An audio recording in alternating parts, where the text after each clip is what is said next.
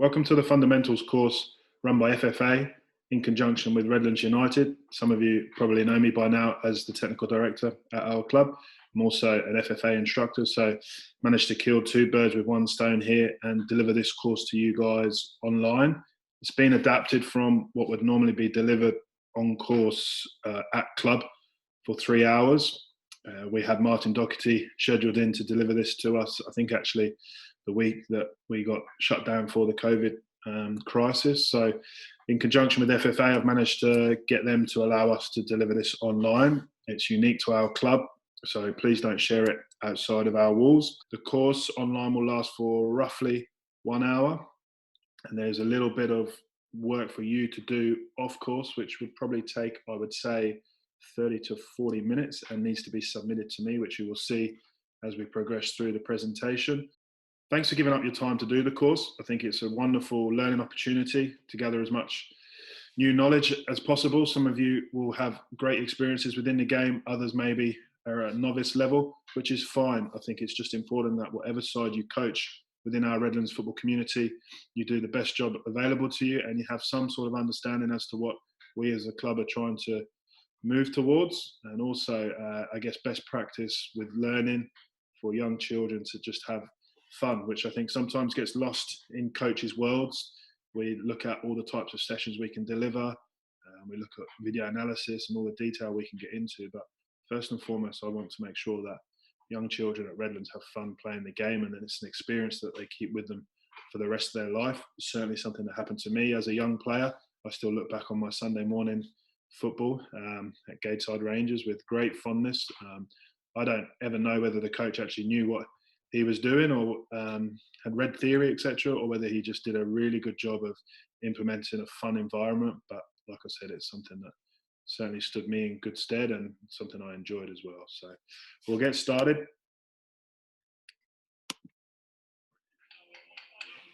I have real faith in you and your journey. Yeah, it's a great honour. It's going to be a great experience. I'm really looking forward to it. It's always been a dream of mine to play for Australia. I just remember before the game I was so nervous and the boys were chatting away to me, just trying to calm me down. Yeah, a bit nervous when you called me up, but a bit shaky when I first got out there as well. You're representative of Australian football in general. Water and she's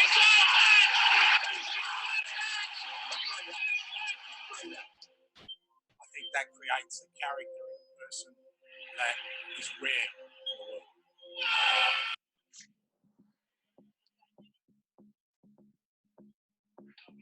And now that little bit, that last final hurdle, is just that belief in everything we do, unshakable belief. We don't go backwards when we kick off. We don't take a backward step against anyone, and we do not, at any time, accept defeat in anything.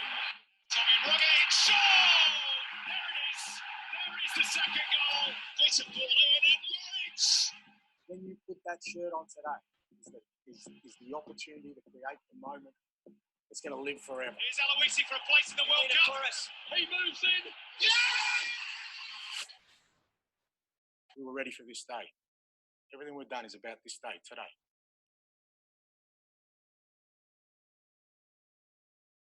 Okay, so we normally start with that video because every single one of those Socceroos players and the Matildas as well, they start as a young child, 5, 6, 7 years of age with a dream.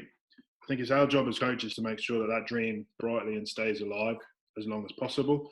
Obviously, along the way, some players decide that maybe elite level football is not for them, and that's fine. Other players always carry that action with them. Our job as coaches on this course is just to get some basic ideas of some sessions that you could put on, and I guess the role of the coach, just giving you some simple suggestions that you can start to build on as your coaching journey continues, just like the players build their knowledge as they continue through their playing days. The course today will look something like this. We'll briefly touch on our club and how we want to create the one club vision. Obviously, we have our Football Brisbane and our Football Queensland sides of the club, so we want to build on that. We'll look at, are you a coach? Currently, you're thinking. Start to dig down into your current knowledge, where you think knowledge starts and build from, but particularly your role there as a coach. We'll look at the building blocks, which is the FFA curriculum. And now you hear a lot of stuff about the curriculum. All I'm going to do on this course is just introduce it to you, let you form your own opinions. I think it's very important that you're not indoctrinated into any certain style of play or certain methodology. It's for you to go and build on. We'll look at sports session planner and a session that's already been designed at our club by some of our coaches. We'll give you the opportunity there to review that as one of your tasks and how you might change it to make it either easier or harder and be flexible, which is very important for coaches. We'll then look at you planning your own session, which will be the second one of your tasks to complete off course.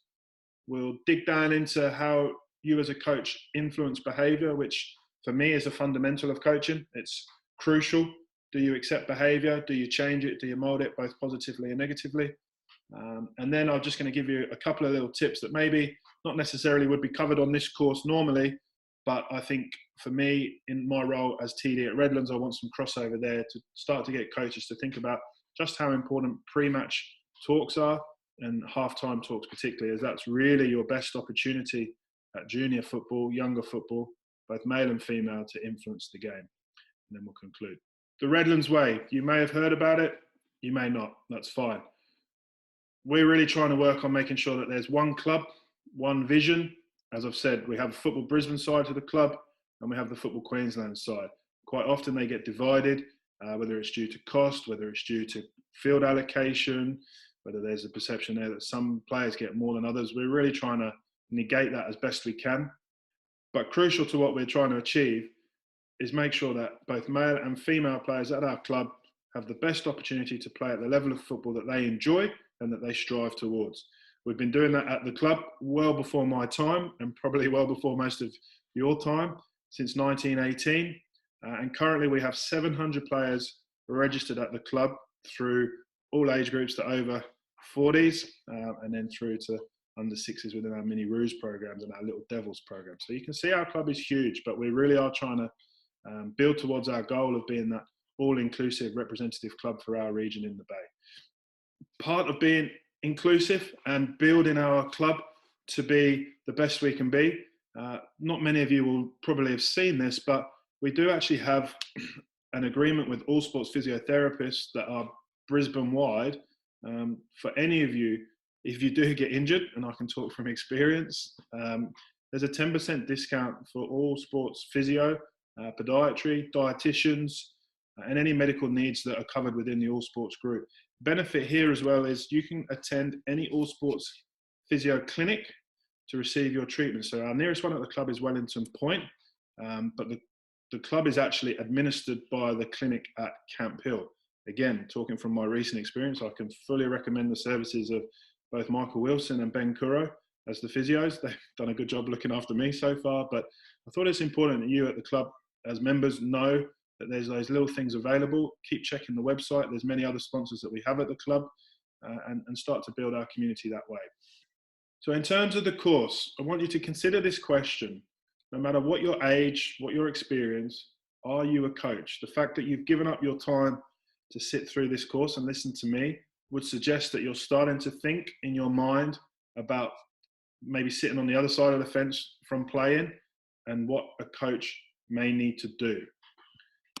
For those of you, I apologise that this is a Liverpool video. It pains me, but I would probably say at the moment in the Premier League, this guy has got it right. All what we do in life, how I understand, is about relationship.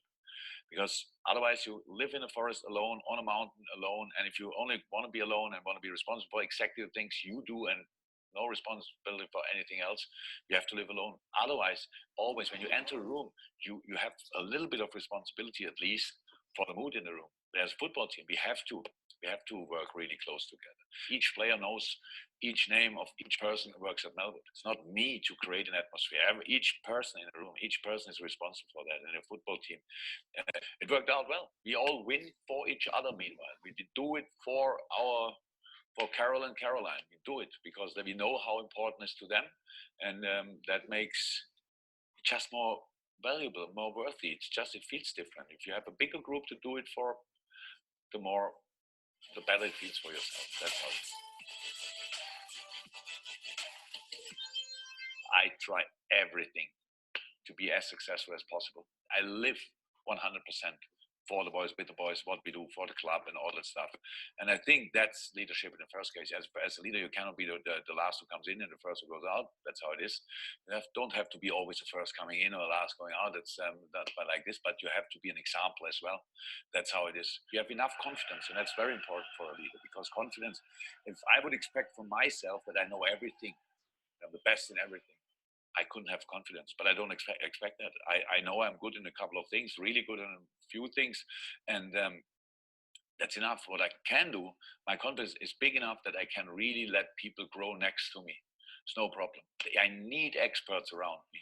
It's really, really very important that you're empathic, that you try to understand the people around you, and that you give real support to the people around you. So there's a really good example from Jurgen Klopp, obviously managing at the very top. But he gives some specific information to you there about the responsibility of a coach, about creating that environment to allow everybody to enjoy their time on the football pitch, and then the leadership, the role of the coach, which I think for us at Redlands is very, very important that we start to consider that the moment that you walk through the door or onto the pitch, that you are that role model. For our young players, the behaviour that you demonstrate is what they will copy. So it's important that you have a good understanding of what the role of the coach should be. So first and foremost, be enthusiastic, friendly, and patient. So don't get caught up in the score. Don't get caught up in things that you cannot control, such as refereeing performances or what field you're allocated. Think about your players. Think about the example that you're setting. Good enthusiasm at all times, even if it's really red hot outside or cold and windy, rainy. You're enthusiastic, you're friendly, and you've got that patience with the players. I think coaching, it's very important that you have a good sense of humour, that you can laugh sometimes in the face of adversity. When the chips are down, you're the one there picking the players up with humour. And also, if you're enjoying your football, let everybody know that you're enjoying it. And I think that then transpires across to your players. So a good sense of humour is essential. I think respect, it's a two-way street. You have to earn the respect of the players first and foremost, and then they have to earn your respect. So even if you're dealing with Miniroos, under sixes, under sevens, you have to work hard as a coach to gather that respect. Don't ask them to do things that you wouldn't do. Don't ridicule players. Make sure that, as the next point says, there's lots of positive praise at the right time. And I think this is a really important aspect within your coaching journey as you first start. Praise at the right time is essential. I hear lots of coaches on the sideline commentating as the game's going on. Pass, shoot, yes, give the ball there. It's a corner, referee. I'm not sure that's the feedback that we really need to be going down as coaches in this world that we live in of instant information. So make sure that the feedback you give is precise, but when there's praise available, give it. The challenge I'll say to you and to think about as a coach is, how many times do you hear a coach say, well done, that's unlucky, when the player shoots and the ball goes over the bar or the ball hits the woodwork, but you're praising the shot? Think about that. Because for me, I think you have to break that praise down into what they did well, but not reinforcing potentially what's seen as a negative. So the fact that they've hit the post or they've shot the ball over the bar is actually a miss. So do we want to praise the miss, or do we want to praise the build up to that miss? So maybe technically the control, the strike of the ball was good, but the direction of the shot maybe was not so good. So I really want you to start to think about what you're saying. Don't just commentate, and certainly don't just replicate behavior of coaches that you've seen or that you maybe have worked with or been coached by, because it doesn't necessarily mean that's the right thing for you in each situation. So start to think about your actions, start to think about the words that come out of your mouth. Don't just be a commentator. Really important for me, if players do make mistakes, they're learning moments. You do not need to be ridiculing players, and you certainly do not need to be castigating players for making mistakes at youth level, because we've all been there. There's multiple occasions in a game where mistakes have been made. Use those as learning opportunities for the player. So you as a coach, the aura that you start to give off and your approach to coaching I want you to really start to consider how you're going to conduct yourself. And lastly, you need to display excellent social skills. All right, so you need to be able to speak to players of all age groups. You need to be able to communicate with parents, because that's going to be a fairly big issue within your job. And you also need to be able to speak to club administrators from both Redlands and the opposition. So social skills are really important. Now, there's 6 examples there for you as a coach just to work on. I'm not expecting everybody to be excellent at them. I certainly wouldn't proclaim that I'm excellent at them, but it's something that should constantly be going through your mind when you turn up to training, when you turn up to games, every time you're at the club. Are you starting to work through those 6 key areas that are essential to being a coach? The building blocks. So this is taken from the FFA curriculum.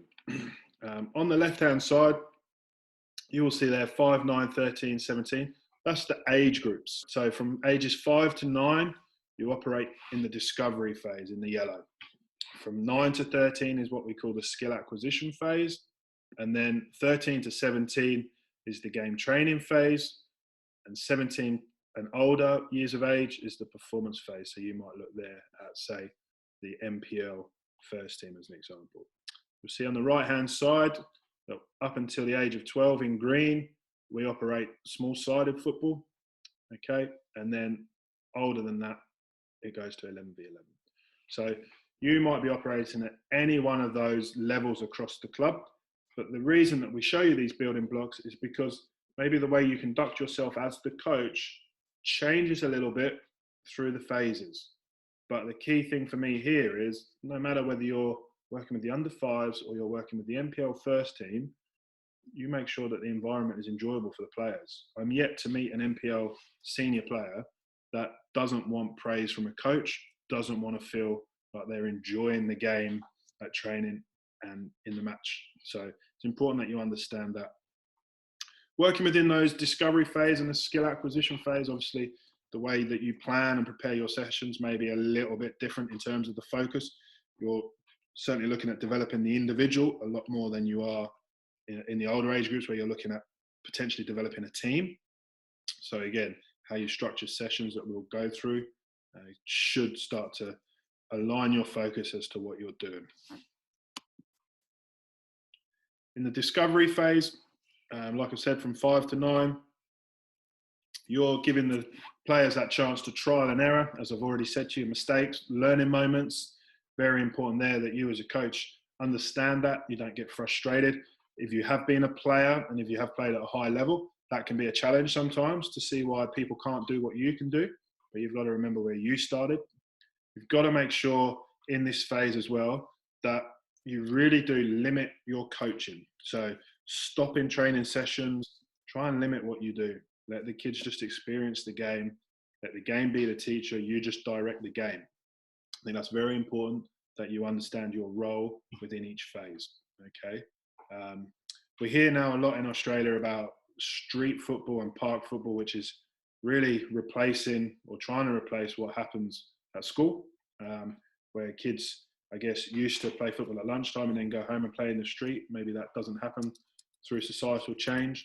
So that discovery phase at clubs now is really just a case of letting the kids play, get into small-sided games, and build the love for the game. Just be connected with the ball. Okay, so when you are planning your sessions in that age group, make sure the ball is the focus. As many touches on the ball as we can possibly get for the players, that builds the love of the game. So when you're designing your training sessions, as I've said, we'll come on to that, just make sure kids have the ball. They get that connection with the ball. The first task for us, I'm going to show you 4 parts to a training session that were designed by one of the Redlands coaches as discussed. We'll go through that. You're going to review it. You'll obviously have this video to go through at any time. And then you're going to look at how you would adapt that session. So really all I want you to do is send through to me, and I'll go through those details in a minute, but send through to me 4 or 5 points as to how you would maybe make the session easier, how you adapt to players not turning up. So you might plan for 16 in your session or for 12, depending on your age groups. And then when you get there, you might only have 7 turn up. Key to coaching is that improvised nature of it. You've got to be able to be flexible. It's structured improvisation, really. you've got to make sure that you can adapt your session and not go to pieces when the plan goes out the window before it's even started. You might look there, like I've said, at how easy it is for the players or how hard, so how you might change it.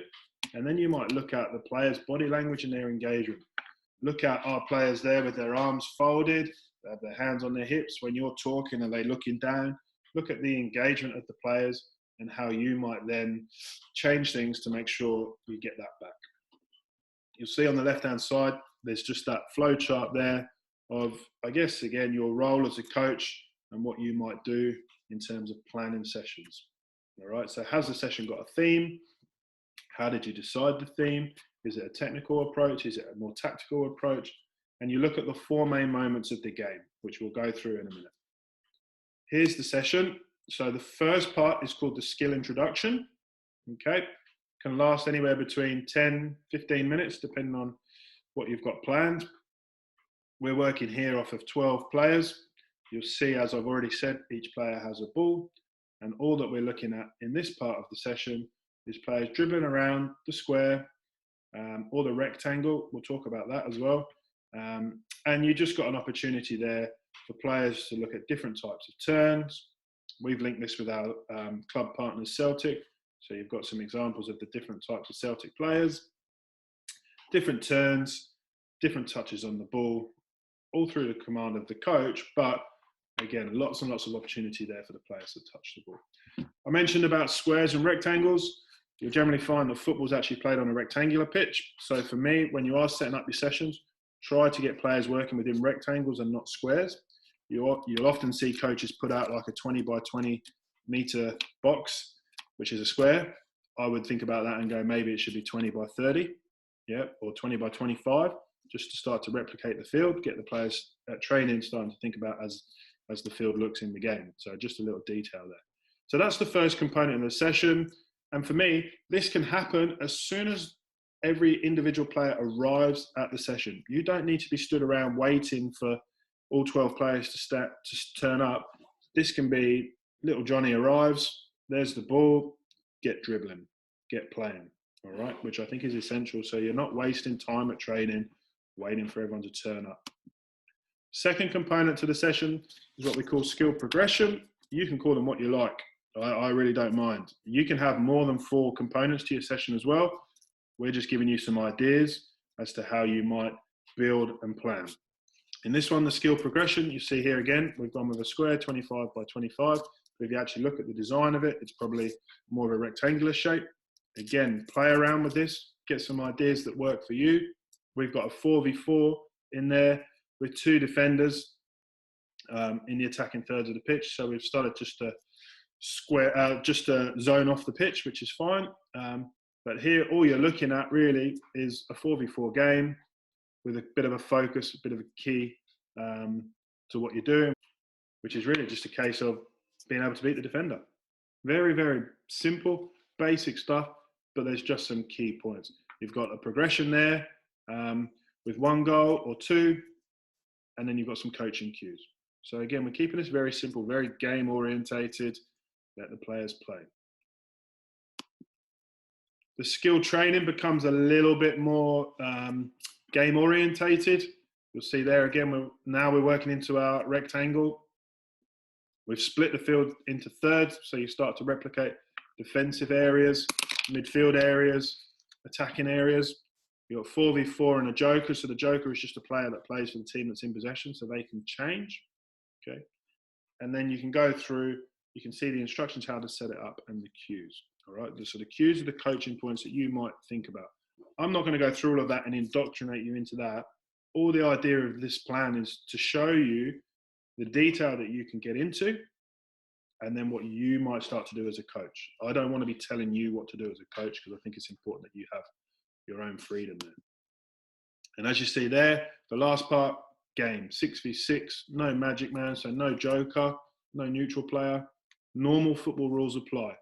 For me, I think it's really important that when you get to this last phase of your training and you do go into the game, make it game realistic. So if the ball goes out of play, do the players practice their throw-ins? Yeah, rather than just be kicking the ball in from the outside, practice the throw-ins. I think it's important that you get that. If the goal goalkeeper or a defender that's gone in goal gets an opportunity to play out from the back, make it realistic. Okay, have some set rules and constraints in there for them, but get them playing. And this is an opportunity for you in this 20 minutes not to really be stepping in and coaching.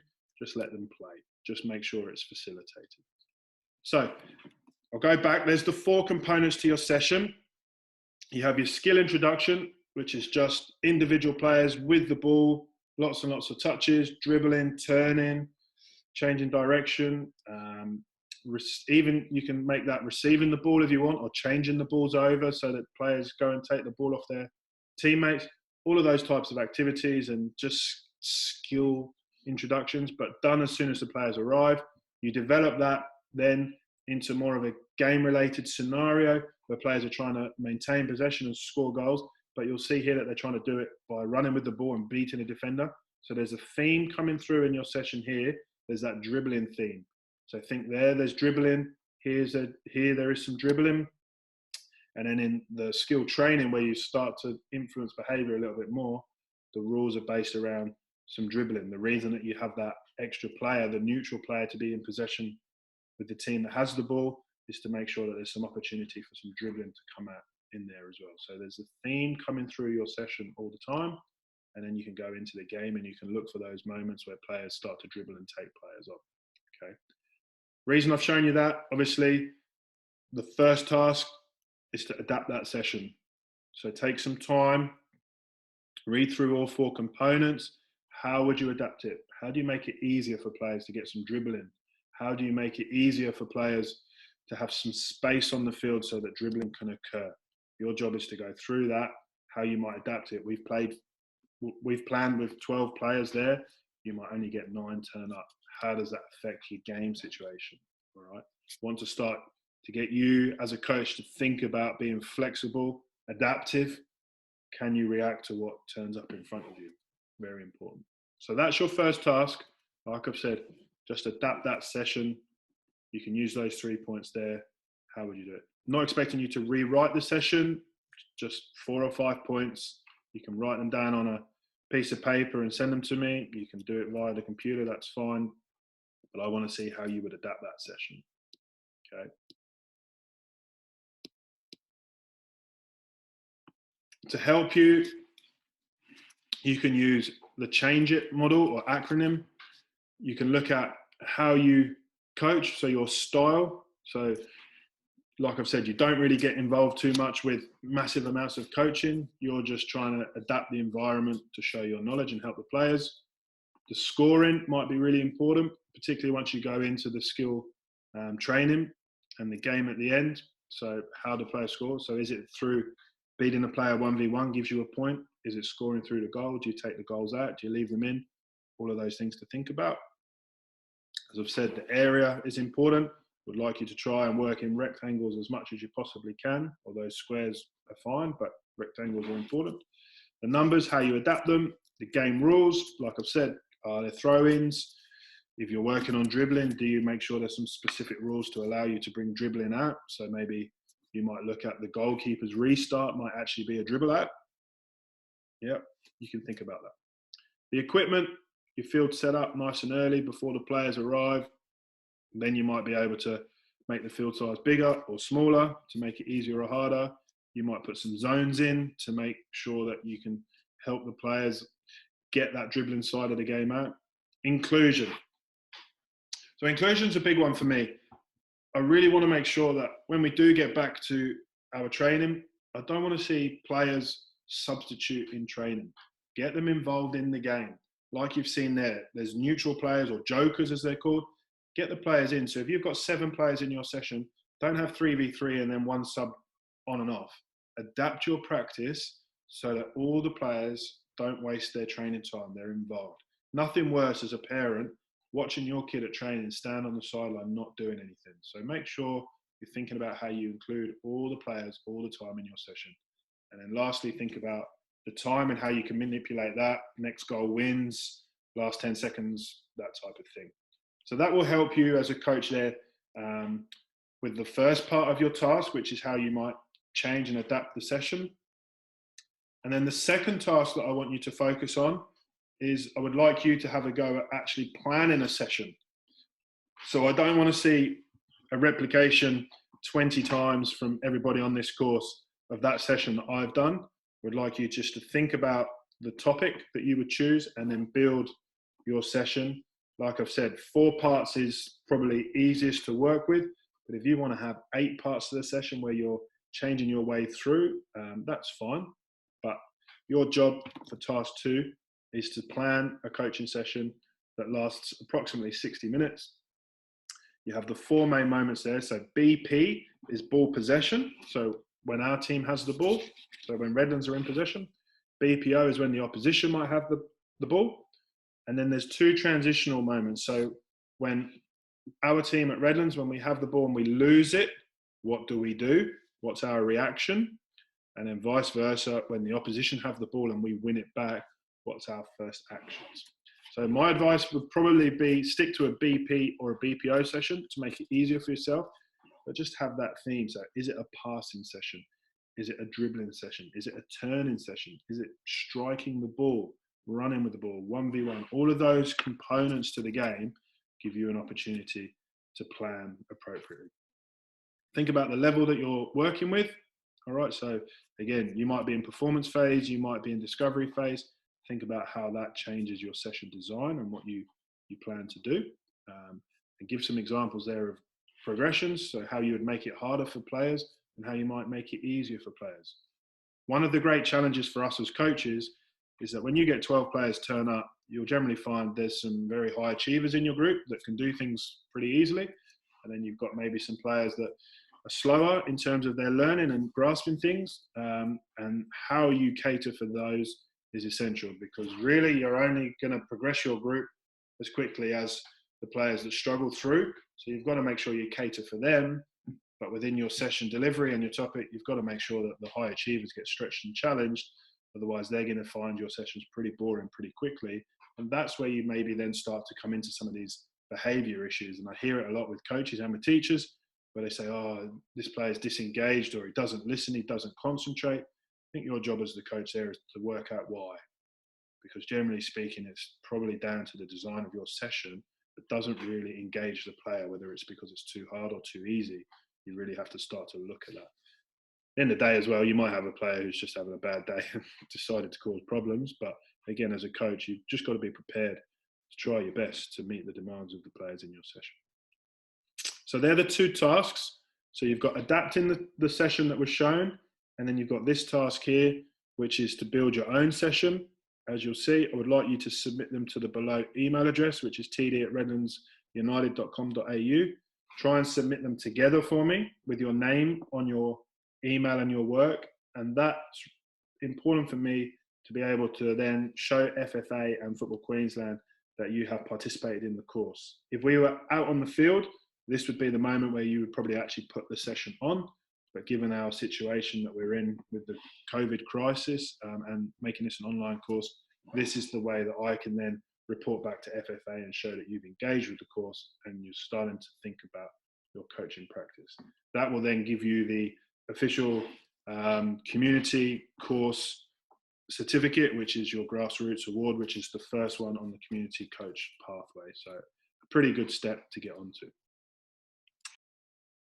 When you are planning your session, I really want you to think about this video, because this really highlights the impact, both positively and negatively, that you as a coach can have on your players.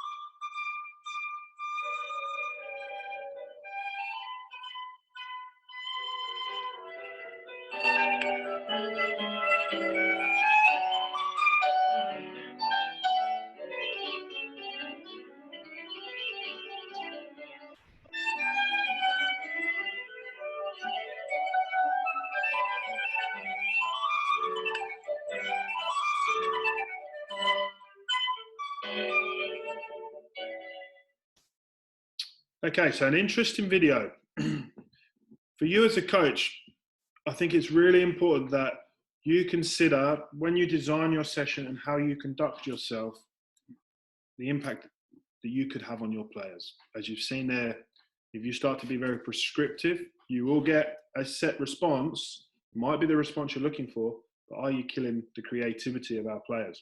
Now, I'm going to make a massive generalization, but I reckon most coaches here would rather watch a Lionel Messi dribble with the ball than perhaps centre back just clearing the ball away into the grandstand. So you've got to think about, when you're designing your sessions, how do you allow that creativity to come out? Sometimes the best thing you can do is actually just sit back and let the players do it.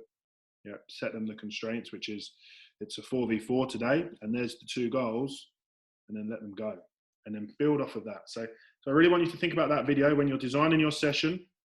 Think about how you allow creativity to come out. And obviously, the more experienced you get at planning your sessions and coaching the sessions, you'll start to see common trends, common traits for the players, and you'll be able to build through that. As a coach, my belief is that you have to be an expert at influencing behavior. As you heard there with Jurgen Klopp about creating an atmosphere and being a leader, you've got to make sure that you do that as a coach.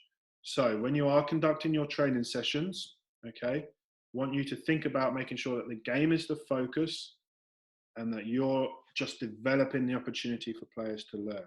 To do that, you might use techniques such as Q&A, which is question and answer. So you might stop an activity and say to the player, can you tell me what made you pass the ball there? And then let the player answer. Don't interrupt them. Don't answer the question for them. Let the player give you an answer, and then you can build your advice and your feedback based off what the player sees, because sometimes they might have seen something that you as the coach didn't, and you don't want to restrain that. But Q&A is a very effective method for influencing behavior. The next one we call is freeze replay. So you might be watching the training session, see a player make a pass, you might stop the activity there and then and replicate that pass to highlight how good it was, or perhaps an area that you might be able to help the player make a better decision next time. So think about that freeze replay. When you do step in and do that, it should be very quick. The intervention, as it says there, should only take maximum of 2 minutes. Don't want to hear the coach talking, and all the players stood waiting for you to get on with it with their arms folded. You get in, you highlight it, you show a picture, and you move on. That builds me into the next bullet point there about pictures as well as words for players. Players want to be doing it. They want to be seeing it and doing it. So they don't just want to hear a coach talking. Show them pictures. If you've got the opportunity to use things like iPads before the game to show some little clips, do that, because it builds a good understanding of the game for the players. At halftime, for example, you might use whiteboards, or you can even use cones to show players what they potentially could do. So be creative, but think about these ways to influence behavior. That freeze replay, there's pictures, you get into the intervention nice and quickly, and you get out. Okay. Another great way to do it is to get players to show you what they can do. So player demonstration, player role modeling, particularly maybe as a coach, if you're maybe not great at playing yourself, or maybe if you're injured, you might get the players to show you. So you might look at some of the squad members that you have and go, I know that a certain player can pass the ball in the air. I might get them to show the other players so that they can see that technique happening, which is a really effective learning tool as well. All right. As I've said already, consider how you structure your training to allow hidden learning to occur.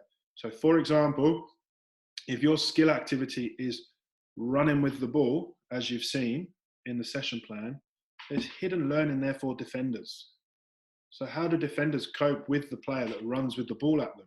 What do they do? How do they move their feet? How do they turn their hips and their body to defend the player running with the ball? So there's hidden learning in everything you do. So as a coach, make sure that you start to think about those moments. So a session where you are allowing players to practice running with the ball has defensive connotations as well. You can start to reinforce those. In the younger age groups, 5 to 9, 9 to 12, players probably haven't really developed their favourite position. They might have an idea, but they probably haven't really settled in it. They certainly aren't an expert in that position. So it's important that they understand both sides of the game in terms of attacking and defending.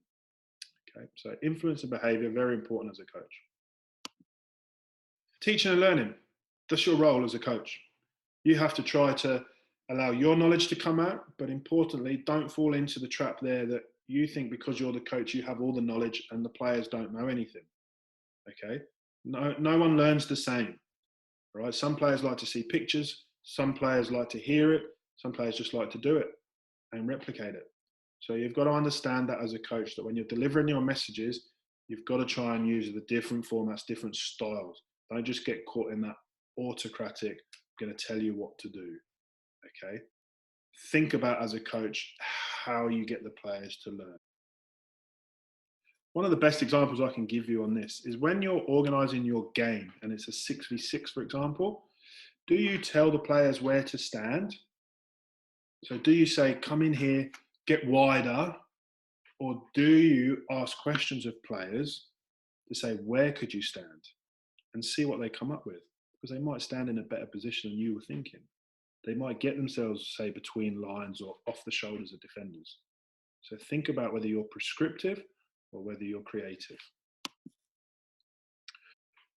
We'll move on to before the game now. So your pre-match organisation, which includes your talk, is very, very important. You do all of your work at training, but the reality is that at the younger age groups of football, the players are living for the game, and that's probably all they're going to remember, and certainly most of what they're going to talk to mum and dad about over the course of the next week. So how you organise game day, crucial. You have to make sure that you are there before the players. End of story. Give the players a clear arrival time. I would suggest in the younger age groups that you're there at least 45 minutes before kickoff. That gives you time as a coach to locate the field if you haven't already pre-warned the players or been told that by, say, the opposition club. You get to the field, gives you an opportunity to set up a little warm-up area, and I guess an area where you might congregate, put all of your bags. If you've got whiteboards and stuff, you can set them up there, and it gives the players a nice homely feeling so that they are then organised and distraction-free. Nothing worse than turning up to a ground, coach is late, you don't know where you're going, it just adds stress to a performance that doesn't need to be there. So I think your job as a coach, as Jurgen Klopp said, make sure you're leading the way, modelling good behaviour. Pre-plan your coaching points. So you've worked maybe one session a week, you might have had 3 sessions a week, but you've had some form of coaching influence on the players with topics that you've delivered through the week. Use that as your guide to what you will say to the players before the game. I think that's essential. Link training to the game. There's so many things that you could talk about in the game, about the game. Link it just specifically to that week in training. And then you can start to scaffold and build on your pre-match talks. So for me, you only need to say 3 or 4 things to the players before the game. So specifically, you might look at the dribbling side of it. Do you reinforce those points before the game? So if you have space and time with the ball, can you take that space by dribbling with it? That might be a key point that you highlight from your training into the game. As we've discussed, split the game into those 4 main moments. I think that's always easier to have a bit of a process for you rather than take a moment that you've seen where you say, oh, last week you did this, so can you do it this week with the ball? And then you move into a defensive topic. Just try and split the game into the 4 main moments. So what you do with the ball, what you're planning to do without the ball, and then those transition moments. Older groups, you might look at some set pieces, but certainly look with players that are 12 or below, I wouldn't even worry about set pieces. As I've said, pre-match, use visual aids. Think about how you're getting your message across. Don't just stand in a huddle and talk and autocratically tell the players what you're thinking. Show them. Use whiteboards. If you're really tech savvy, use iPads. If you're old school and you haven't got many resources, use cones, water bottles, move them around to try and help the players create that picture. But importantly, don't have your pre-match talk last maybe more than 2 to 3 minutes. The players, young players, their attention span's just not going to be there. It's really then past 2 or 3 minutes, it's really just a case of you trying to sound and show like you know what you're doing, rather than just letting the players work some things out for themselves and you guiding them. Minimise distractions. So there's other games going on around. Try to find a nice quiet area where you will talk to the players. I would suggest also that maybe is away from mum and dad in those moments, because you're in control there. You need to make sure that the players are focused on the key points that you've got, because that's quite an important refresh time. So avoid that moment where you're talking and mum comes up and gives child a drink because they've forgotten to take their drink with them. I think you just need your time with the players there. So yeah, find a nice quiet spot, maybe away from other games going on or their brothers or sisters that are playing, so that the focus is on you. Within your talk as well, don't make excuses for players. I really want us as a football club to get away from that blame culture, the excuse culture that comes in. So just simple things that maybe you don't even think about, like saying, oh, it's hot today. Well, yeah, you live in Australia, it's going to be hot. So don't give the player that excuse for their performance. Even at under 6, under 7 level, let's try and shift away from that. So what you say maybe unconsciously has such a big impact on the player and gives them that excuse, you know. So weather conditions, you know, if you're playing on a hard pitch, a bobbly pitch, don't make excuses. It's the same for both teams. Think about it, okay? So control what you can control. And lastly, engage the players with your pre-match talk. So it's not a one-way, you're on transmit, they're on receive.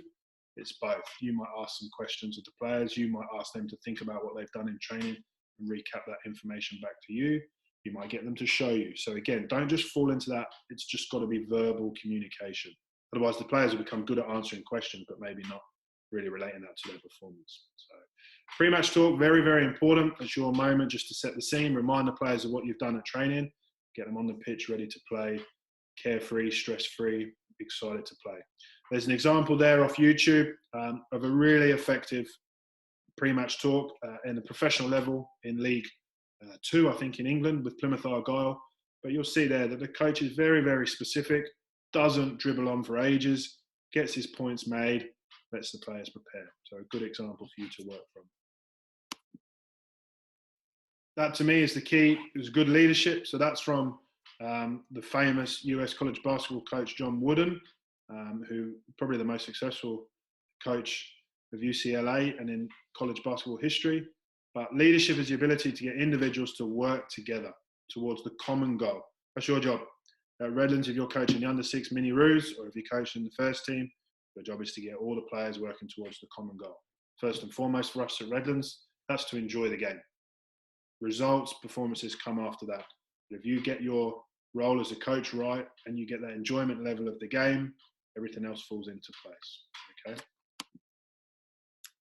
So as the game starts, your role as the coach, very important. You start to watch the behaviour of your team and of the opposition. So again, I want you to shift away from that commentating, stating the obvious and making decisions for players by shouting, pass, head. Let the players work that out. Nothing's worse as a player than when you've got the ball having the coach shouting at you, because you've got a lot of other decisions going on. You've got to work out what the opposition are doing. You've got to work out where your next pass, where your next run might be. Last thing you need is the coach giving you information as well. So I want you to think about your role as the coach here. You can help players with some verbal information, like saying player on, man on. That might help me, but making the decision for me on the ball, pass, shoot, doesn't help. Think about what you're doing. There's detail there. I won't go through all of it because I'm conscious of the time, but there's detail there about how you can structure what you do as a coach in the first half. You'll see an example here with Brendan Rodgers, 5 minutes before half time. He's just taking some notes of what he's going to say to his players when he gets back in the change room. I think that's crucial for you. Under 7s, under 8s, you might not be writing down tactical information. You might be writing down some key technical things. So you might have players that are struggling taking a throw in. You might be able to show them at half-time, correct technique, recap that. You might have that situation where you get bees around a honey pot. That might be what you say to the players at half-time. So I think it's important that you are taking some notes. You are prepared. You are organised, because your job as the coach is to help the players enjoy the game. If you can see a consistent pattern of behaviour, whether positive or negative towards performance, you can help at half-time. So if they are all crowding around the ball, you might question them to see what they could do to spread out and create passing options. Can they get between players? That might be something you say. Find two opposition players and make sure you're stood between them. Yeah. So think about how you prepare for your half-time. During half-time, very important. For me, this is your best opportunity as a coach to affect behaviour. You've got to make sure you're organised and you're efficient, that you're not talking for the whole period of half-time and the referee's calling the team back on before you've finished what you're saying. So you've got your notes, you're prepared, 1 or 2, maybe 3 key points. Go back to what you did before the game, avoid distractions, avoid players being able to get drinks off of mum and dad, running off to the toilet. If that's going to be part of your process, make sure it's planned. So the players know, as soon as half-time whistle goes, if you need the toilet, go. But you need to be back here inside 2 minutes because I've got a couple of things I want to talk to you about. Same again, you use your visual aids, use your whiteboard, move the magnets around so players can see it. If you've got iPads, move the players around, give them footage. If you're really organised and you've got great resources available to you, show them footage of what they did at half-time. I think that's probably more for the professional game, where footage is directly streamed down from Sports Code. We're probably not in that position with Miniroos, etc. But there's nothing wrong with taking a picture on your phone and showing the players, well, this is what we keep doing. So think about how you're going to prepare that half-time talk and be really effective with 1 or 2, possibly 3 key points, and then finish talking. Let the players gather their thoughts and get ready for the second half. Doesn't need to be a one-way monologue of you just telling us what you've seen. Okay, very important. And again, for me, important, avoid those general cliches that really are just a case of you talking for the sake of it. So saying things like, oh, you need to work harder, that's so generic. As a player, I'm probably thinking I'm working hard. So you need to explain what you mean. Oh, we need to communicate more. What do you mean? There's a reason that you've seen that. There's a reason that you've decided to say you need to communicate more. What triggers you as a coach to say that? So is that an example where the player in possession of the ball never gets anyone calling for the ball? If that's the case, then use that as your specific example. Don't be generic. Yeah. So I don't want to hear things like work harder, communication, talk more, score more than the opposition. You're just stating the obvious. It's generic. You know, it's Kevin Keegan will score more than the opposition, so we'll win the game. Think about what you're saying. You really need to be very, very structured and organised as a coach, so that then the players get that enjoyment out of the game, rather than what's the point of half time? And we've all been there. We've all played for coaches that you just listen to at half time and you think, what is the point? What are you saying? Don't be one of those coaches. Be one of those coaches that gives good information so players are really engaged and learn. So you've had there examples of pre-match. You've had examples of what you might do during the first half, and you've got some examples of what you would do at halftime. Generally speaking, that side of the game is not really covered on this course, but I thought for me at Redlands, I want to see coaches perform on game day as well. You've got such a specific role, such an important role on game day. I thought it was very, very crucial that you had some information to build when you do get back to games, build your knowledge, build your repertoire about how you're going to behave as a coach. And I definitely want to see you modelling good behaviour. We don't need a second referee on the sideline. We're not rugby league. We just need to make sure that you as a coach are engaged in helping your players. Control what you can control. Some keys there for you. You can go over this yourself about what you can do and how you can get players to respond. So to conclude our course, I hope that you've now got some specific ideas about your role as a coach, the importance of your role to young footballers and their development in the game.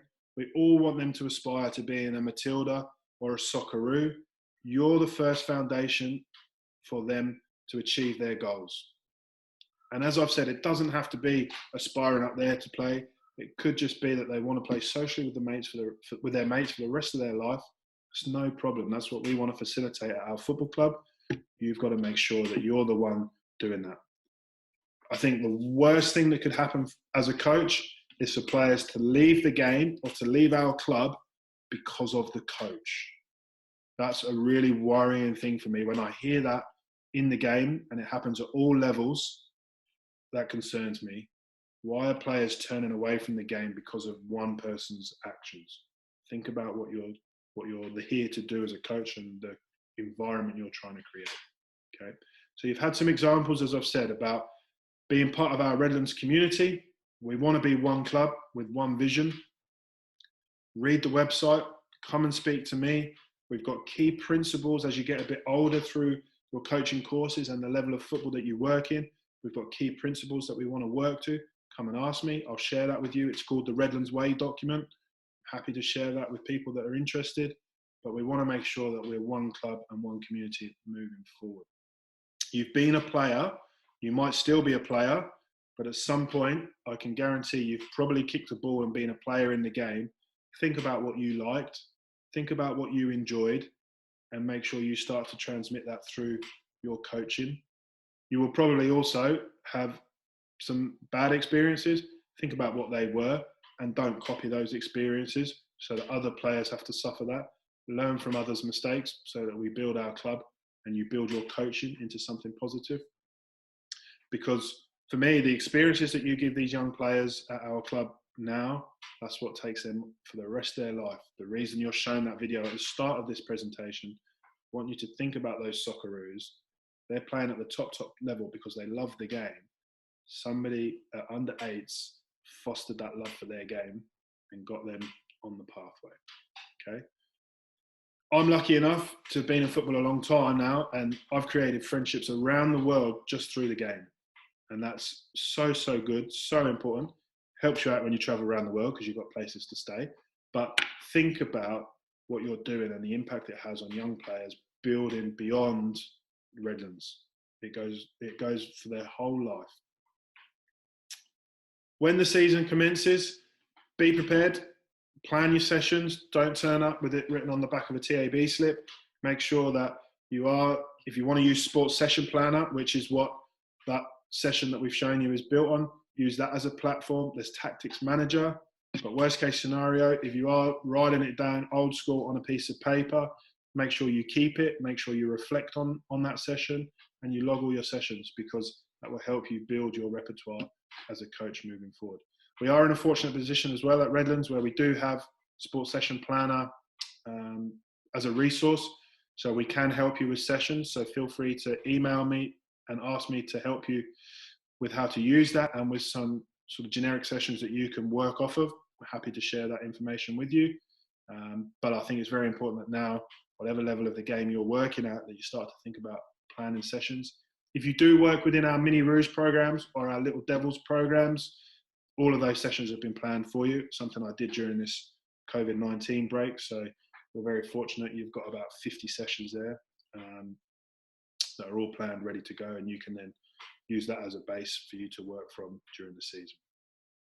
So I hope the course has been enjoyable for you, not too painful. You do have those 2 tasks that you need to complete and send in to me. Until I tick you off of the register for having completed those tasks, you won't obviously get your certification from FFA.